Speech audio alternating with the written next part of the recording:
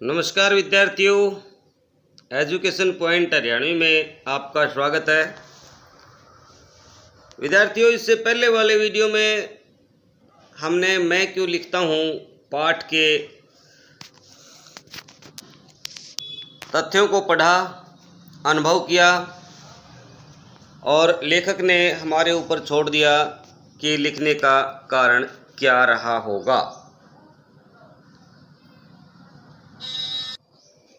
अब हम देखेंगे उसके प्रश्न उत्तर।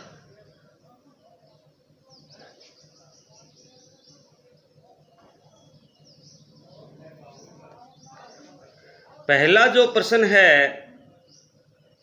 लेखक के अनुसार प्रत्यक्ष अनुभव की अपेक्षा अनुभूति उनके लेखन में कहीं अधिक मदद करती है, क्यों?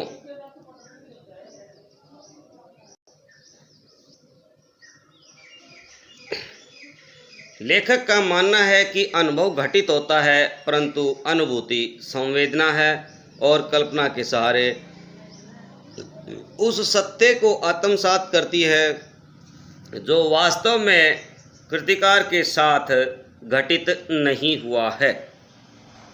जो आंखों के सामने नहीं आया है वही आत्मा के सामने ज्वलंत प्रकाश में आ जाता है, तब वह अनुभूति प्रत्यक्ष अनुभव बन जाती है। अगला प्रश्न है, लेखक का मानना है कि जब तक रचनाकार का हृदय संवेदना से व्यथित नहीं होता है तब तक प्रत्यक्ष अनुभव से लिखने के लिए विवश नहीं कर सकता।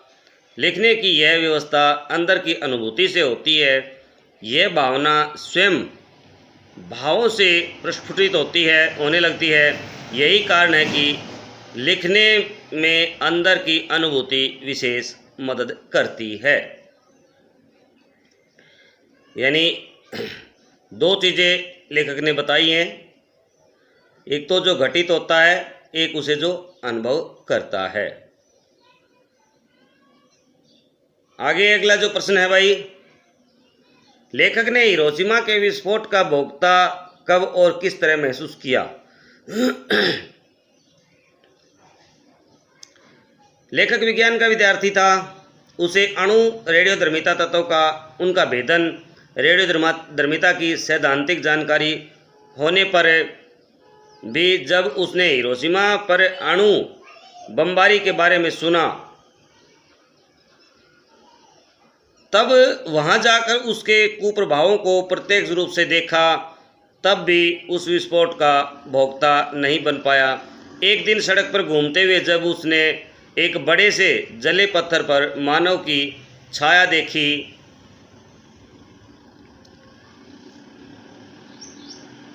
तो उसने जान लिया कि विस्फोट के समय यहाँ कोई मनुष्य खड़ा था।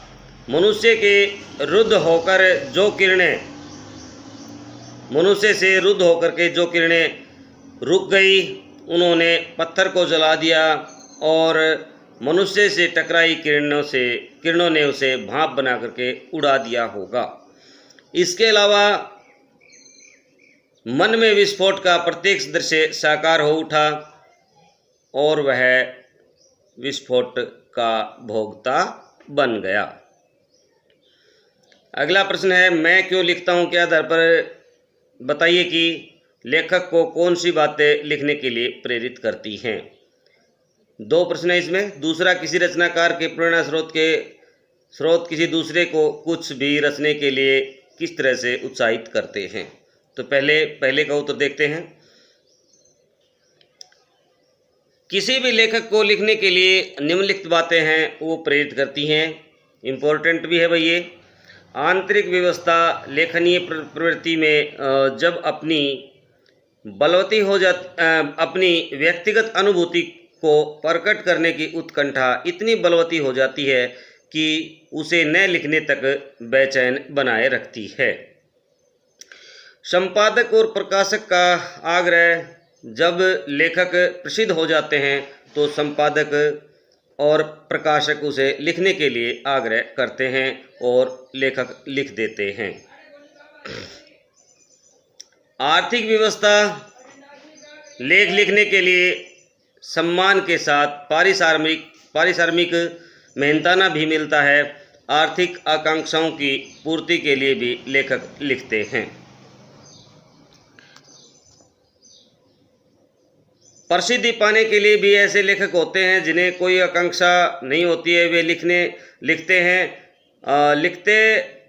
रहते हैं।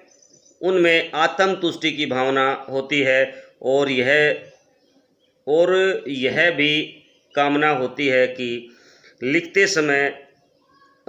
लिखते इतना सुधार हो जाए कि पहचान बन सके। अगला जो है ख का जो भाग, भाई किसी रचनाकार के प्रेरणा स्रोत रचनाकार को कुछ भी लिखने के लिए विविध प्रकार से उत्साहित करते हैं। कुछ और भी लिखने की अपेक्षा करते हैं। लेखक को जो बातें लिखने के लिए प्रेरित करती हैं उन सब की संपूर्ति को पूरा होने की बात कहते हैं या उससे मुक्त हो जाने पर का प्राप्त अवसर बताते हैं। अगला प्रश्न है, कुछ रचनाकारों के लिए आत्मानुभूति स्वयं के अनुभव के साथ बाह्य दबाव भी महत्वपूर्ण होता है। ये बाह्य दबाव कौन कौन से हो सकते हैं? तो देखिए भाई, कुछ रचनाकारों के लिए आत्मानुभूति या स्वयं के अनुभव के साथ जो बाह्य दबाव महत्वपूर्ण होते हैं वे निम्नलिखित हो सकते हैं। पहला है प्रकाशकों का आग्रह। भाई लेखक को ख्याति मिलते ही प्रकाशक उसे लेखन का आग्रह करने लगते हैं। संपादकों का आग्रह, प्रकाशकों की तरह संपादकों का आग्रह भी लेखक के लेखन में प्रेरक बनता है। आर्थिक लाभ, लेखन से मिलने वाला आर्थिक लाभ भी लेखक के लिए आवश्यक बन जाता है। प्रचार प्रसार का दबाव, जब लेखकों पर किसी नए तथ्य के प्रचार प्रसार का दबाव होता है तब वे लेखन के लिए विवश हो जाता है। क्या बाह्य दबाव केवल लेखन से जुड़े रचनाकारों को ही प्रभावित करते हैं या अन्य क्षेत्र से जुड़े कलाकारों को भी प्रभावित करते हैं? तो कैसे? तो इसका जवाब होगा, बाह्य दबाव केवल रचनाकारों को ही प्रभावित नहीं करते, अपितु शायद ही कोई ऐसा क्षेत्र हो जो बाह्य दबाव से मुक्त हो। अतः अन्य क्षेत्रों से जुड़े कलाकार भी बाह्य दबाव से प्रभावित होते हैं। जैसे गायक गायिकाएं आयोजकों या श्रोताओं के दबाव बना रहता है। सिनेमा जगत से संबंधित कलाकार, इन पर निर्देशक का दबाव बना रहता है। इसके अलावा आर्थिक दबाव भी रहता है। चित्रकार और मूर्तिकार, इन पर बनवाने वाले ग्राहकों की इच्छाओं का दबाव बना रहता है। अगला प्रश्न है भाई, हिरोशिमा पर लिखी कविता के अंत व बाह्य दोनों का परिणाम है, आप कैसे कह सकते हैं? तो भाई हिरोशिमा पर लिखी कविता के अंत एवं बाह्य दबाव दोनों ही परिणाम हैं, क्योंकि लेखक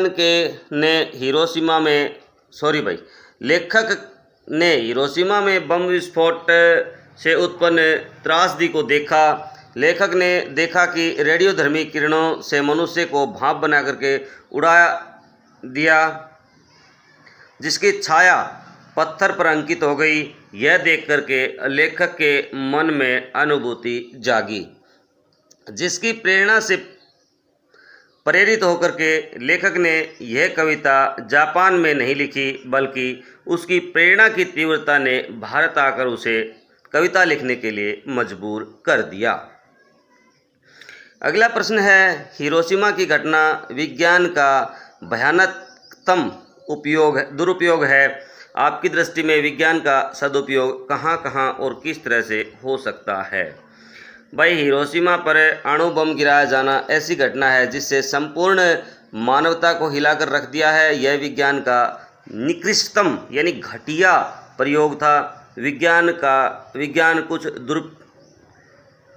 के कुछ दुरुपयोग निम्नलिखित हैं। देखो, विज्ञान का पहला दुरुपयोग है, विज्ञान के बढ़ते हुए दुरुपयोग से बढ़ती हुई भ्रूण हत्याएं होने लगी हैं। कंप्यूटर में वायरस जैसा गलत कार्य होता है। देश की सुरक्षा के लिए निर्मित हथियारों का आतंकवादियों द्वारा निर्दोषों की हत्या के लिए प्रयोग में लाना, विविध कीटनाशकों का प्रयोग आत्महत्या के लिए करना, ये सारे गलत उपयोग हैं भाई।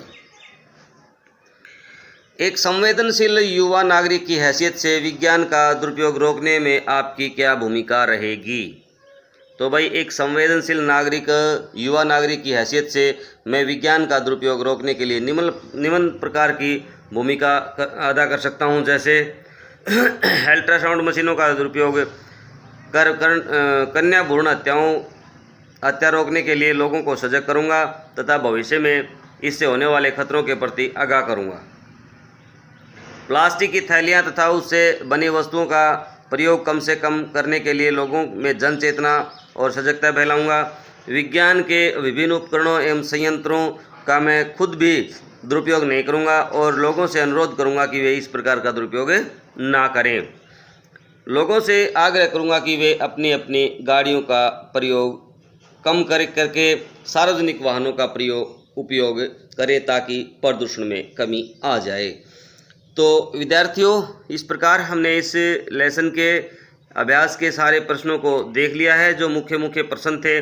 तो आप बने रहिए मेरे साथ एजुकेशन पॉइंट हरियाणवी पर, और बड़ी शीघ्रता से 1-2 दिन में ही हम अगली पुस्तक को आरंभ करेंगे, क्योंकि मैंने आपसे वायदा कर रखा है कि 9वें महीने तक मैं आपका सिलेबस है वो कंप्लीट कवर करवा दूंगा विद व्याकरण। तो व्याकरण का जो टॉपिक है अभी हमने रोक रखा है, क्योंकि पहले आपके लेसन करवाने थे, आधा व्याकरण हमने करवा दिया है। इसके पश्चात हम बाकी जो व्याकरण रहा है उसको भी पूरा करेंगे। तो तब तक बने रहिए, कीजिए थोड़ा सा इंतज़ार। जय हिंद, जय भारत।